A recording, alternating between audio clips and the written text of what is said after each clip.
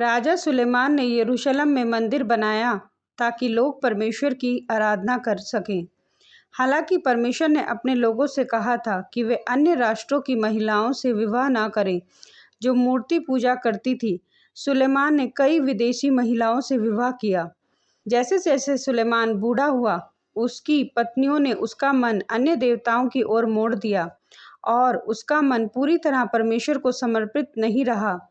यरूशलेम के पूर्व की एक पहाड़ी पर सुलेमान ने मोआब के देवता केमोश और अम्मोनियों के देवता मोलेक के लिए एक उच्च स्थान बनाया। उसने अपनी पत्नियों के देवताओं के लिए वेदियां बनाने की अनुमति दी, जिसमें सिदोनिया की देवी अश्तोरेत भी शामिल थी। यहोवा सुलेमान पर क्रोधित हुआ क्योंकि वह उससे मुंह मोड़कर मूर्तियों को बलि अर्पित करने लगा। परमेश्वर ने सुलेमान से कहा, चूंकि तेरा रवैया ऐसा है कि तूने मेरे आदेशों का पालन नहीं किया, मैं राज्य तेरे हाथ से छीनकर किसी और को दूंगा। तेरे पिता दाऊद की खातिर यह तुम्हारे जीवन काल में नहीं होगा, लेकिन जब तुम्हारा पुत्र सिंहासन लेगा तब होगा। जब सुलेमान मीलो किले का निर्माण कर रहे थे, उन्होंने एक बहुत बड़े, सक्षम और मेहनती आदमी यरोबाम को मजदूरों का प्रभारी बनाया। एक दिन जब यरोबाम यरूशलेम छोड़ रहा था, तो नबी अहिय्याह, जिसने नई चादर पहन रखी थी, उससे मिला और उसे अकेले खेत में कहा। अहिय्याह ने अपनी नई चादर 12 टुकड़ों में फाड़ दी और यरोबाम से कहा, इनमें से 10 टुकड़े ले लो, क्योंकि परमेश्वर सुलेमान से राज्य छीनकर 10 जनजातियां तुम्हें देगा। परमेश्वर सुलेमान को जीवन भर शासन करने देगा, लेकिन उसके पुत्र से राज्य छीनकर 10 जनजातियां तुम्हें देगा। सुलेमान ने परमेश्वर के कानूनों का पालन नहीं किया और अन्य देवताओं की पूजा की। उसका पुत्र यरूशलेम में शासन करेगा, लेकिन तुम्हें बाकी इज़राइल पर अधिकार मिलेगा। यदि तुम परमेश्वर की आज्ञा मानोगे, वह तुम्हें आशीर्वाद देगा।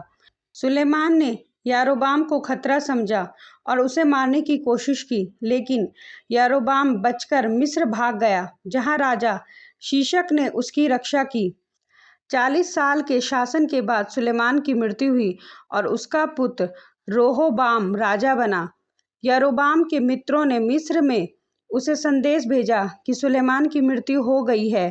वह समय पर यरूशलेम लौट आया और तुरंत उन लोगों का नेता बन गया जो नए राजा से मांगे करना चाहते थे। तुम्हारे पिता कठोर शासक थे। प्रदर्शनकारियों ने रोहोबाम से कहा, हम तुम्हें तब तक राजा नहीं मानेंगे जब तक तुम हमें सुलेमान से बेहतर व्यवहार करने का वचन ना दो। मुझे इस पर विचार करने के लिए 3 दिन दो। रोहोबाम ने जवाब दिया, फिर मेरे उत्तर के लिए लौट आओ। तो रोहोबाम ने अपने पिता सुलेमान के सलाहकार पुराने बुजुर्गों से पूछा, तुम क्या सोचते हो, मुझे क्या करना चाहिए? यदि तुम उनके प्रति अच्छा बनो और उन्हें अच्छी सेवा दो, तो तुम उनके लिए हमेशा राजा रह सकते हो। उन्होंने उत्तर दिया, लेकिन रोहोबाम ने उनकी सलाह को नज़रअंदाज किया। इसके बजाय उसने उन युवाओं से राय ली जिनके साथ वह बड़ा हुआ था। उन्होंने कहा, उन्हें कहो, यदि तुम्हें लगता है कि मेरे पिता तुम्हारे प्रति कठोर थे, तो मैं और कठोर रहूंगा। मेरे पिता ने तुम्हें कोड़े मारे, लेकिन मैं बिच्छू मारूंगा। जब यारोबाम और लोग 3 दिन बाद लौटे, तो रोहोबाम ने उन्हें और भी कठोर काम और कठोर व्यवहार की धमकी दी। जब लोगों ने महसूस किया कि राजा उनकी नहीं सुन रहा है, तो उन्होंने चिल्लाया, दाऊद और उसके सभी रिश्तेदारों को नीचे करो। रोहोबाम अपने परिवार का राजा बन सकता है, हम घर चले। जैसा कि नबी ने भविष्यवाणी की थी, 10 जनजातियां राजा को छोड़ गई और केवल यहूदा और बेंजामिन की जनजाति वफादार रही। राजा रोहोबाम ने हादोराम नामक अधिकारी को 10 विद्रोही इजरायली जनजातियों को काम करने के लिए भेजा, लेकिन उन्होंने हादोराम को पत्थरों से मार दिया।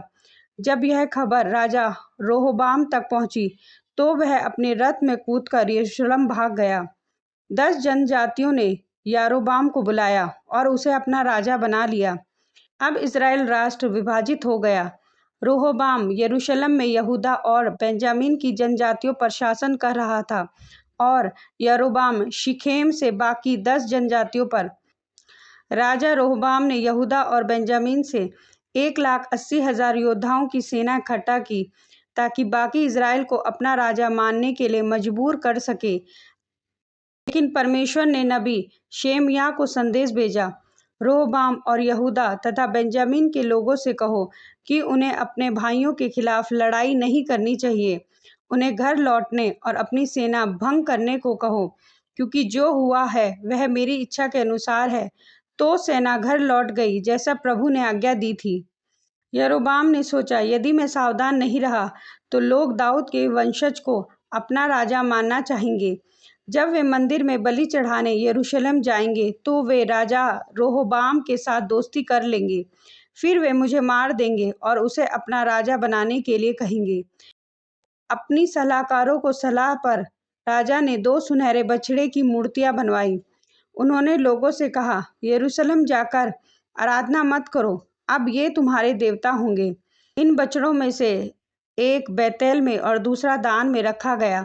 यह बहुत अवज्ञाकारी कृत्य था जिसने परमेश्वर को बहुत नाराज किया।